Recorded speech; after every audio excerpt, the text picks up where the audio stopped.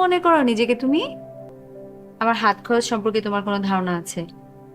তুমি তো নিজেই আমার আব্বুর বাড়িতে আছো, এখানেই খাচ্ছো, পড়ছো, ঘুমোচ্ছো, আবার আমার হাত খরচ দেবে। আমার হাত খরচ কত লাগে সেটা নিয়ে তুমি আমাকে প্রশ্ন করছো? আমি আপনার হাত খরচের পরিমাণ সম্পর্কে জানি বলেই এই কোশ্চেনটা করেছি। আপনার অ্যাকাউন্টে যেটা দিচ্ছি সেটাও তো শেষ হচ্ছে না। তুমি দিচ্ছ মানে? রাইসা, আপনি আমাকে মন থেকে মানেন আর না মানেন, আইনত আপনি আমার স্ত্রী, আমি আপনার স্বামী। আপনার সব ধরনের দায়িত্ব পালন করা আমার কর্তব্য। না হলে তো আমি আল্লাহ তাআলার কাছে দায়ী থাকবো। আপনার পায়ের ব্যথাটা কমেছে?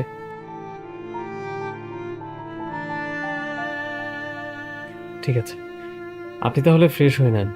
ফ্রেশ হয়ে টেবিলে আসেন, খাওয়া দাওয়া করবেন।